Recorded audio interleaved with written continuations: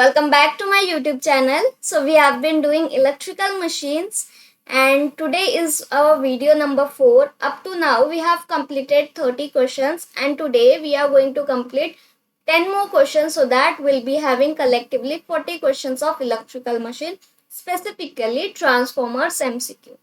Okay. So if you are new to my channel, so I request you to please subscribe it and do like, share, comments. And there is one Telegram group as well, so you can join that. I'll provide the link in the comment section. So without a further ado, let's begin with the video. So our first question is, the necessary condition for parallel operation of two single phase transformer is that they should have the same dash. So statements are polarity, kVA rating, phase shift, efficiencies, voltage ratio and X/R ratio. So from this the correct answer is dash. So what we have been given in this question, we need to find out the necessary condition for successful parallel operation of two single phase transformer. Okay, so we have certain information regarding the successful parallel operation of transformer. So I'll read one by one, जितने भी points दिए गए हैं, I'll read one by one and explain you. So voltage ratio same होना चाहिए for successful parallel operation. ठीक है. See, parallel operation bus bars पे होता है. So bus bar के लिए voltage और frequency तो must condition होना चाहिए. So in order to get the successful parallel operation, it should have same voltage ratio for both the transformers. ठीक है. Then we have same percentage impedance and X/R ratio. ठीक है. So same percentage impedance होना चाहिए दोनों भी transformers का and same X/R ratio होना चाहिए. ठीक है. अगर different X/R ratio रहेगा then the power factor would be different. In order to get the same power factor, we need to have same X/R ratio as well. ठीक है. Identical position of tap changers होना चाहिए, same KVA ratings होनी चाहिए.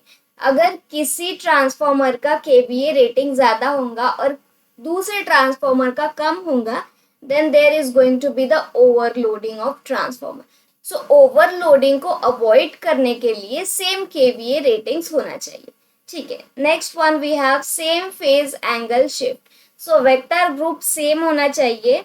This is the must condition. Same frequency होना चाहिए, same polarity होना चाहिए एंड सेम फेज सीक्वेंस होना चाहिए. ठीक है. ये जो लास्ट में 4 कंडीशंस दिए गए, it is must and must condition. ठीक है. सेम पोलैरिटी क्यों होना चाहिए? बिकॉज अगर डिफरेंट पोलैरिटीज होगा then there is going to be the short circuit और शॉर्ट सर्किट के वजह से वाइंडिंग्स डैमेज हो सकते हैं and transformer is going to burst. ठीक है. सो पोलैरिटी सेम होना चाहिए.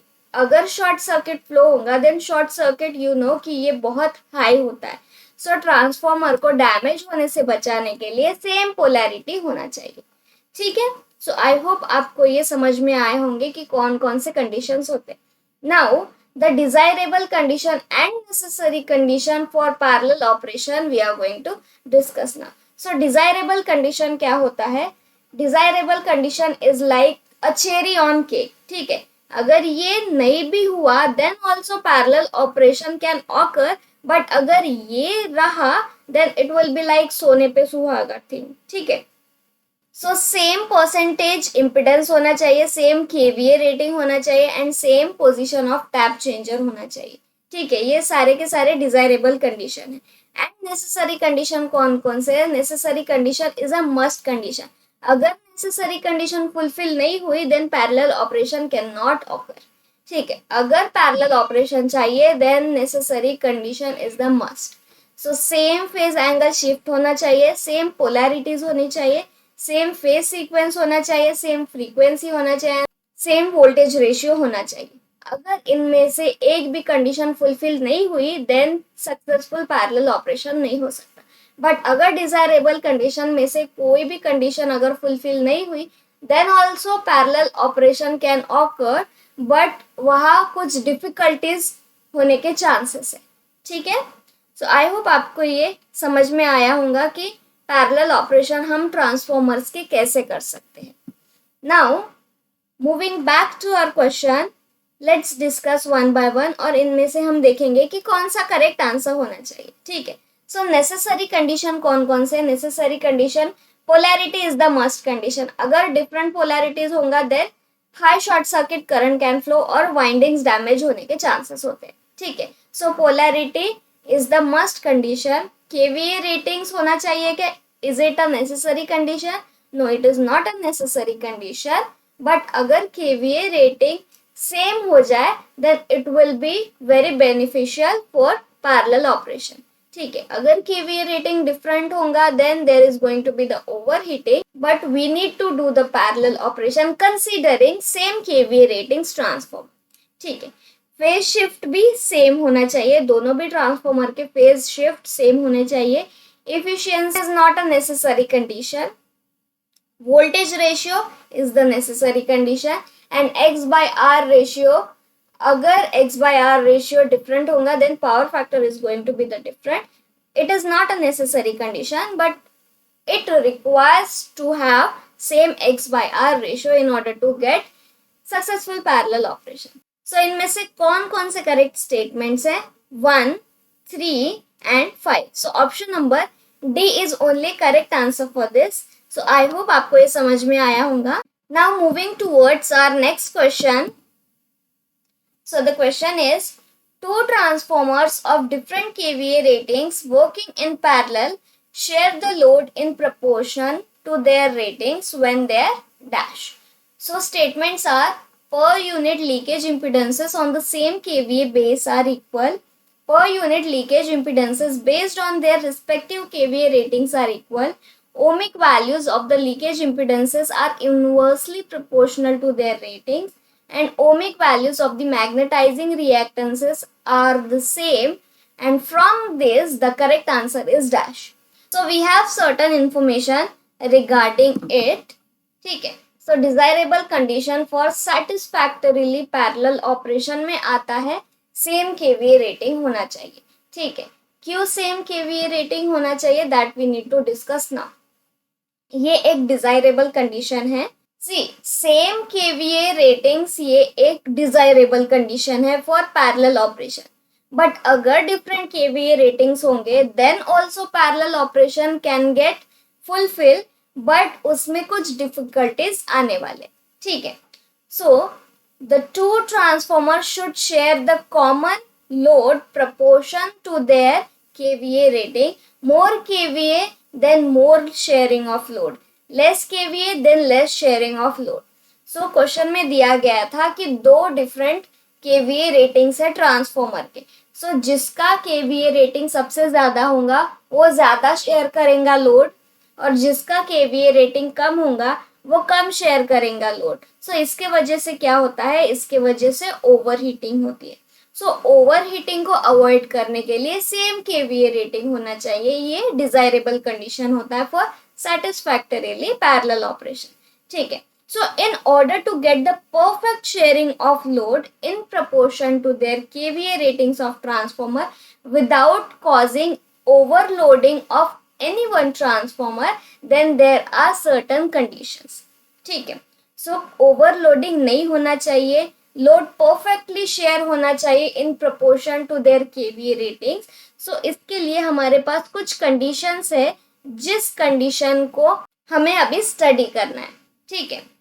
The ohmic value of impedance of transformer to be connected in parallel should be inversely proportional to their respective KVA rating. यहाँ ohmic value दिया गया है. ठीक है. impedance का ohmic value दिया गया है. So ohmic value of impedance of transformer ये inversely proportional होना चाहिए with respect to their KVA ratings.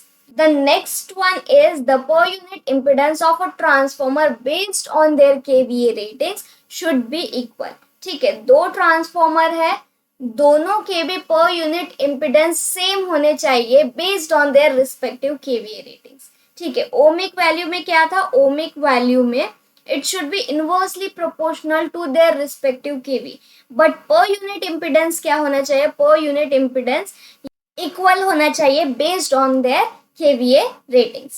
ठीक है. Per unit impedance of a transformer based on common KVA should be inversely proportional to their respective kVA ratings. Second one में आपने देखा कि पर यूनिट इम्पिडेंस दोनों का भी इक्वल होना चाहिए based on their respective KVA. ठीक है, based on their own respective KVA. तो हमारे पास थर्ड वाला स्टेटमेंट क्या दिया गया है? थर्ड वाले स्टेटमेंट में दिया गया है कि अगर पर यूनिट इम्पिडेंस ट्रांसफॉर्मर का based on common KVA calculate किया जाए, then it is going to be inversely proportional to the respective kVA ratings. Second में आप देख सकते हो that based on respective मतलब खुद के, बट अगर हमने कॉमन बेस केवीए कंसिडर किया, अगर दो डिफरेंट रेटिंग्स होंगे ट्रांसफॉर्मर के, एक का ज्यादा होगा और दूसरे का कम, सो अगर हमने ज्यादा वाले को कॉमन बेस केवीए कंसिडर कर लिया, then the per unit impedance of that transformer is going to be inversely proportional to the respective kVA ratings. ठीक है, so I hope आपको इतना समझ में आया होगा. So perfect load sharing के लिए per unit impedance of both the transformer should be same. ठीक है, so moving back to our question में क्या दिया गया था कि दो different kVA ratings के transformers है, but they are working in parallel, so they share the load in proportional to their ratings, that means their respective rating. so इनमें से कौन से statements correct होने चाहिए? ठीक है, so per unit leakage impedances on the same base are equal. per unit leakage impedances on their respective kVA ratings are equal. so yes, this is correct statement. so statement में हमें क्या दिया गया है कि लोड शेयरिंग हो रहा है in proportion to their ratings when the per unit impedances based on their respective KVA are equal. ठीक है, based on their respective KVA are equal. Now third one is ohmic value of leakage impedances are inversely proportional to their ratings. So yes, this is also correct statement. हमने देखा था कि जो ohmic value था वो ohmic value is going to be inversely proportional to their ratings. So third one is also correct. And last one is ohmic value of magnetizing reactances are same. So no. Only statement number 2 and statement number 3 is correct. That means option number B is correct answer for this. So I hope आपको ये समझ में आया होगा. Now moving towards our next question. So the question is, two transformers operating in parallel have different quality of their leakage impedances.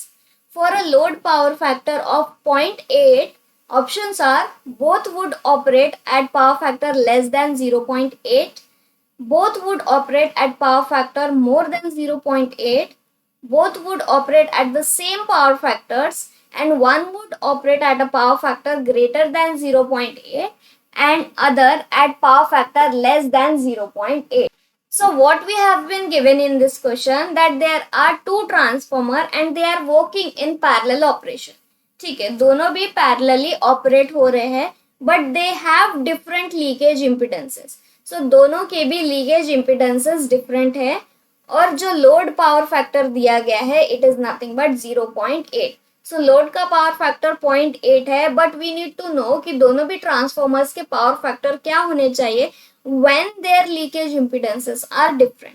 ठीक है, leakage impedance of A is not equal to leakage impedance of B.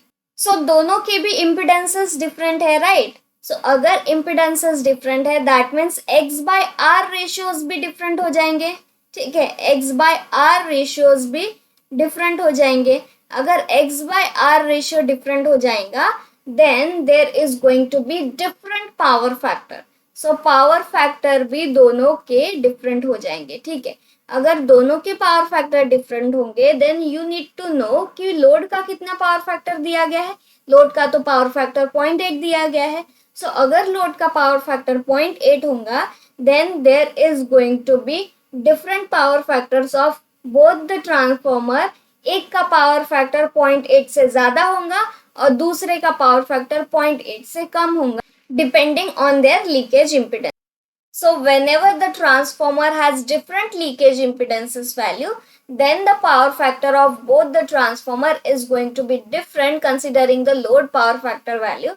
So दोनों का transformer का power factor कैसे होगा, एक का ज्यादा होगा power factor compare to the load power factor और दूसरे का कम पावर फैक्टर होगा as compare to load power factor respective.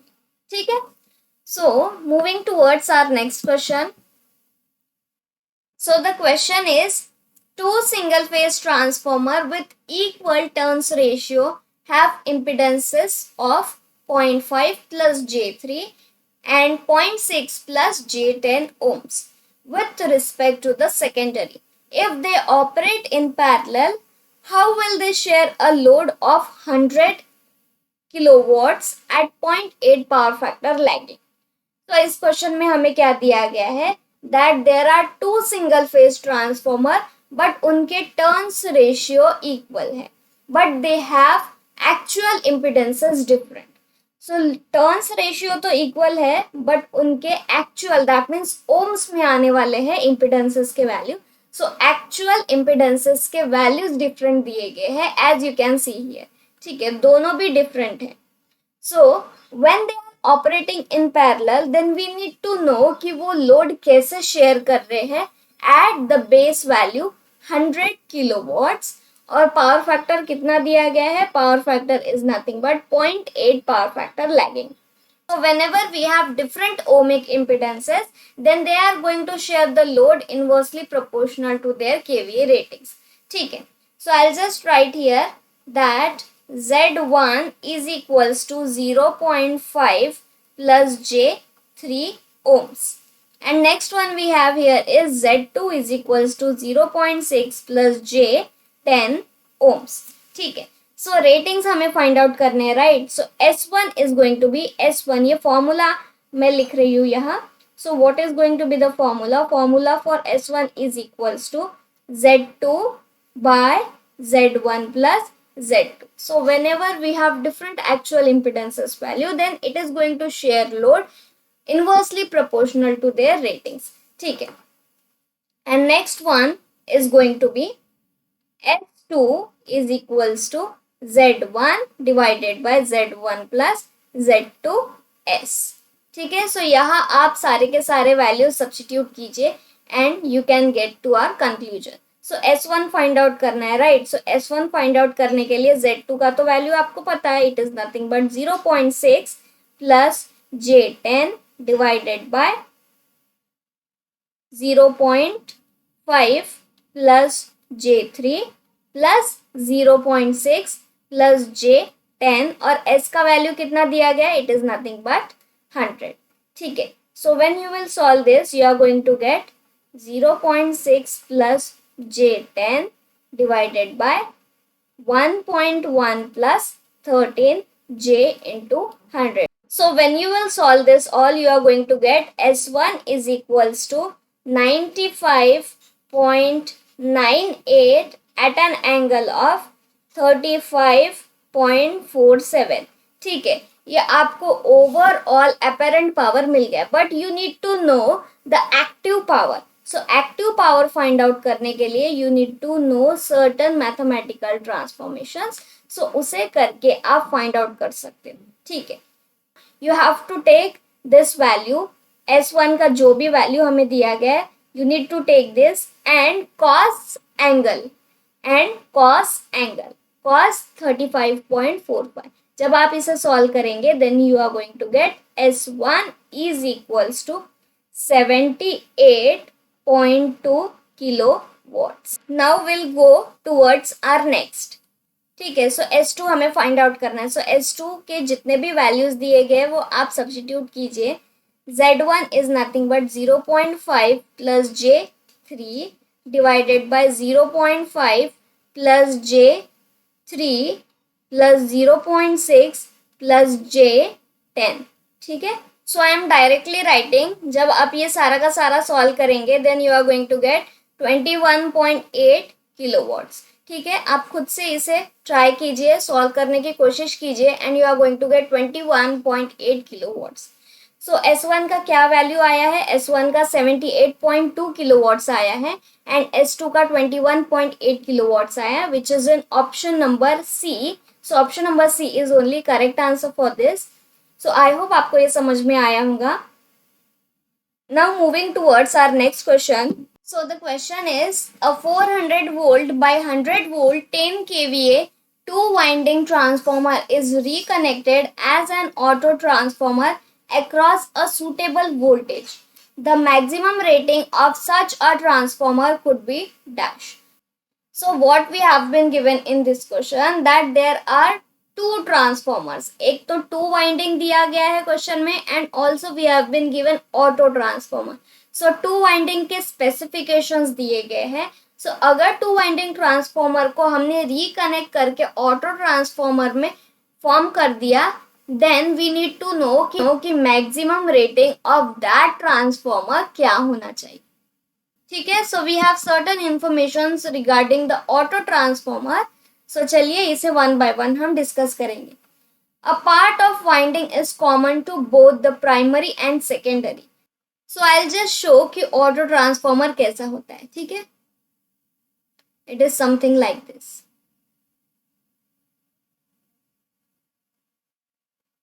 ठीक है. ये ऑटो ट्रांसफॉर्मर है. सो ऑटो ट्रांसफॉर्मर में this is going to be primary side and this is going to be secondary side. So primary side का कुछ हिस्सा secondary side में भी होता है and there is no isolation provided between the primary and secondary as well. ठीक है. दोनों भी इलेक्ट्रिकली कनेक्टेड होते हैं. वो आइसोलेशन कुछ भी नहीं होता उन दोनों के बीच. ठीक है.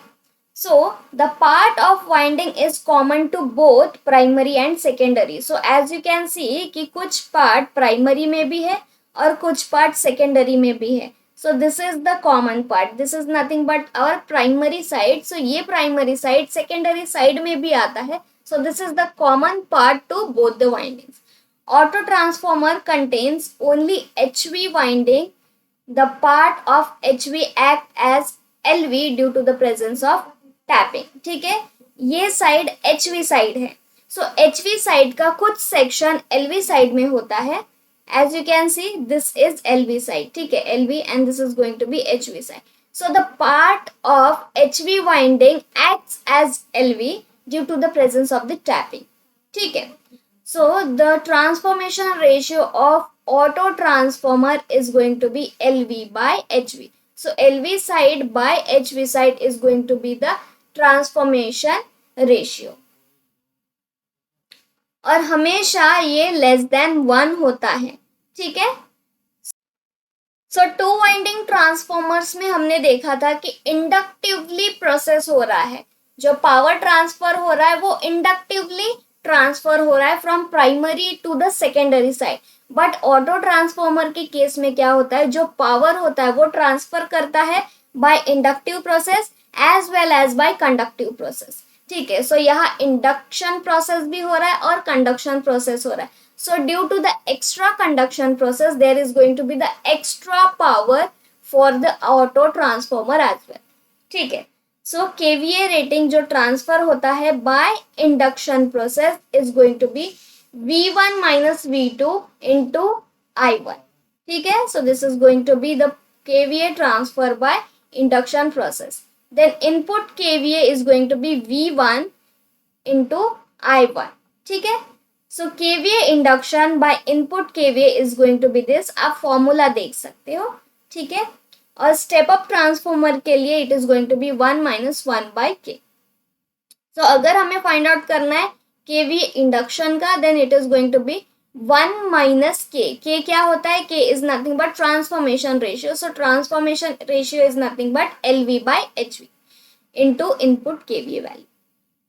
Next one is KVA conduction. So KVA conduction हम कैसे फाइंड आउट कर सकते हैं? आपको ट्रांसफॉर्मेशन रेशियो कंसिडर करना होगा into input KVA. Then we have certain information regarding the weight of copper of auto transformer is equals to 1 minus K. Percentage load loss in auto transformer is going to be 1 minus K. Voltage drop at auto transformer is also 1 minus K, and rating of auto transformer is going to be 1 by 1 minus K.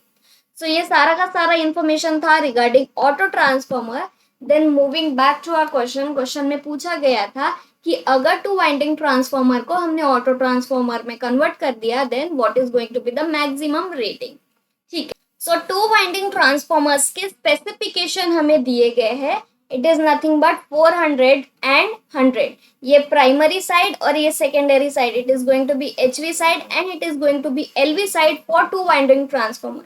But अगर हमें auto transformer के लिए find out करना है then auto transformer के लिए जो HV and LV होने वाला it is going to be LV is going to be जो मैक्सिमम होगा that is going to be LV और HV क्या होने वाला है, दोनों भी वोल्टेजेस का आपको समेशन करना होगा then you are going to get HV। So HV का कितना वोल्टेज आने वाला है, it is going to be 500। ठीक है, आपको समेशन करना है दोनों रेटिंग्स का then you are going to get HV rating और LV रेटिंग जो सबसे मैक्सिमम होगा that is going to be LV rating. So this is nothing but different voltages for auto transformer. But अभी हमें K का value find out करना है। So K का वैल्यू क्या होने वाला है, it is nothing but LV by HV। So LV कितना दिया गया है, LV इज नथिंग बट 400 और HV कितना दिया गया है, it is nothing but 500। So it is going to be 4/5। ये ट्रांसफॉर्मेशन रेशियो हमने फाइंड आउट कर लिया for auto transformer. And now I am going to write here formula for rating. So rating for auto transformer is equals to 1/1 minus K into rating of two winding transformer। ठीक है, सो क्या दिया गया है हमें K का value, it is nothing but 1 minus 4/5 and rating कितना दिया गया है, it is nothing but 10 kVA। जब आप इसे सॉल्व करेंगे then what you are going to get, you are going to get 50 kVA। So what is going to be the correct answer? It is going to be option number A. So 50 kVA is going to be the answer for this given question। ठीक है, so I hope आपको ये समझ में आया होगा। The transformation ratio of auto transformer is 0.7. Supplies a load of 10 kVA. Then the power transfer conductively will be dash. So what we have been given in this question that the auto transformers transformation ratio we have been given as 0.7 और ये supply कर रहा है load of 10 kVA। ठीक है, सो हमें find out करना है कि कितना पावर ट्रांसफर होने वाला है कंडक्टिवली। सो वी नो कि ऑटो ट्रांसफॉर्मर में दो टाइप से पावर ट्रांसफर हो सकते हैं, एक तो inductively and second is conductively. So inductively भी हम फाइंड आउट करेंगे और कंडक्टिवली भी हम फाइंड आउट करेंगे। ठीक है, so K is going to be 0.7। सो अगर आपको फाइंड आउट करना होगा inductively, so the formula is going to be KVA inductively is equals to 1 minus K KVA। और अगर आपको KVA कंडक्टिवली फाइंड आउट करना है then it is going to be K into KVA। ठीक है, सो आप यहाँ सारे के सारे पैरामीटर सब्स्टिट्यूट कीजिए ताकि आपको KVA का वैल्यू मिल जाए। ठीक है, सो K का वैल्यू कितना दिया गया है, it is nothing but 0.7 into 10 kVA। सो अगर आपको पूछा जाए कि इंडक्टिवली कितना पावर ट्रांसफर होने वाला है, so it is going to be 3 kVA। ठीक है, so it is going to be 3 kVA। अगर आपको कंडक्टिवली पूछा जाए कि कितना पावर ट्रांसफर होने वाला है conductively, so it is going to be 0.7 into 10 kVA which is nothing but 7 kVA। ठीक है, सो आई होप आपको समझ में आया होगा कि कैसे हम KVA inductively and conductively find out कर सकते हैं। So it is an option number A. So option number A is only correct answer for this. So I hope आपको ये समझ में आया होगा। Now moving towards our next question. So the question is, in an auto transformer of voltage ratio V1/V2 and V1 is greater than V2, the fraction of power transfer inductively will be dash। So आपको पता है कि auto transformer में दो different type से power transfer हो सकते हैं। पहला तो इंडक्टिवली हो सकता है एंड सेकेंड इज कंडक्टिवली। ठीक है, तो हमें इंडक्टिवली के बारे में पूछा गया है कि कितना पावर ट्रांसफर होने वाला है इंडक्टिवली।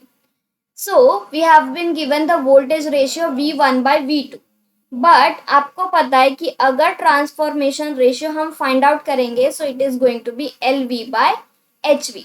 सो LV मतलब जिसका वोल्टेज कम होगा, तो V1 और V2 दोनों के कंपैरिजन में किसका वोल्टेज कम है, so it is nothing but V2। So V2/V1 is going to be the transformation ratio. ठीक है, सो ट्रांसफॉर्मेशन रेशियो तो हमने फाइंड आउट कर लिया। Now we need to know कि कितना पावर ट्रांसफर हो रहा है inductively.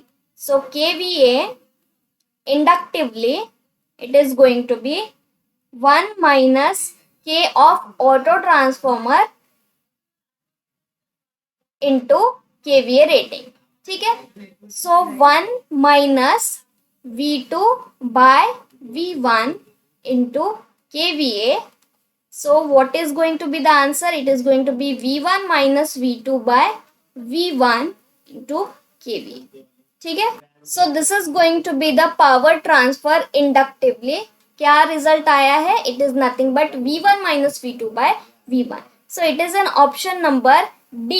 So option number D is only correct answer for this। So I hope आपको ये समझ में आया होगा। Now moving towards our next question। So our next question is, in an auto transformer of voltage ratio V1/V2 and V1 is greater than V2, the conducted power in terms of total power will be dash। So previous question में हमने find out किया था कि कैसे power transfer हो रहा है inductively, but in this question we have to find out कि कैसे power transfer हो रहा है conductively। ठीक है, so सबसे पहले तो हम K को find out करेंगे। K auto कितना आने वाला? It is going to be LV/HV।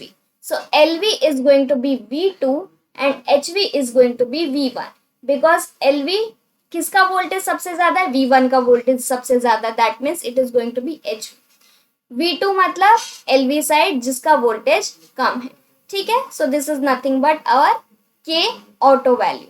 Auto transformer का ट्रांसफॉर्मेशन रेशियो हमने फाइंड आउट कर लिया। Now we have to find out the KVA value of conduction. ठीक है, कंडक्टिवली कैसे KVA हमें मिलने वाला, that we need to know. So it is going to be K into KV। ठीक है, सो K का वैल्यू क्या है? It is nothing but V2/V1। So V2/V1 it is an option number B। So option number B is only correct answer for this.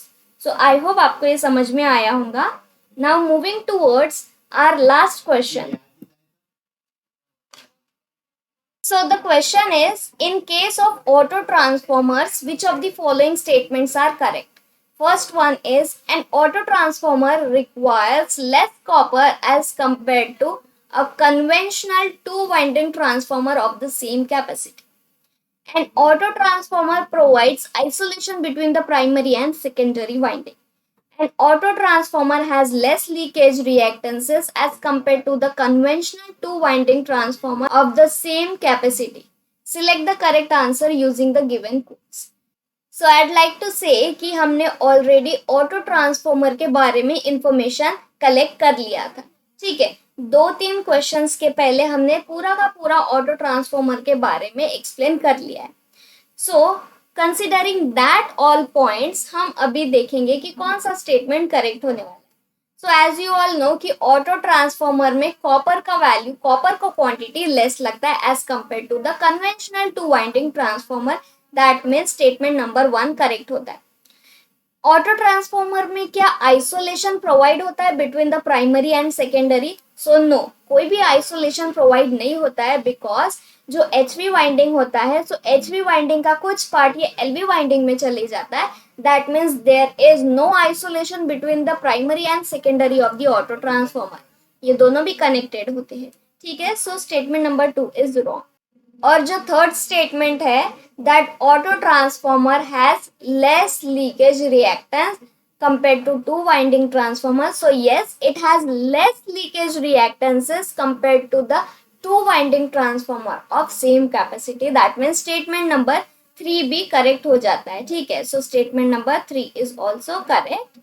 So statement number 1 and statement number 3 ये दोनों correct है। That means option number C is correct answer for this. ठीक है, so I hope आपको आज के सारे question समझ में आए होंगे। सो आज के वीडियो में हमने मोस्टली क्वेश्चंस देखे हैं based on parallel operation and auto transformer. So I hope आपको क्लियर हो गया होगा. So if you are new to my channel, please subscribe it, do like, share, comment and join our telegram group. Link is provided in the comment section. So अगर आपको कुछ feedback provide करना होगा, then you can provide me through the comment section so that I can modify my teaching. ठीक है, so मिलते हैं next video में. So thank you guys.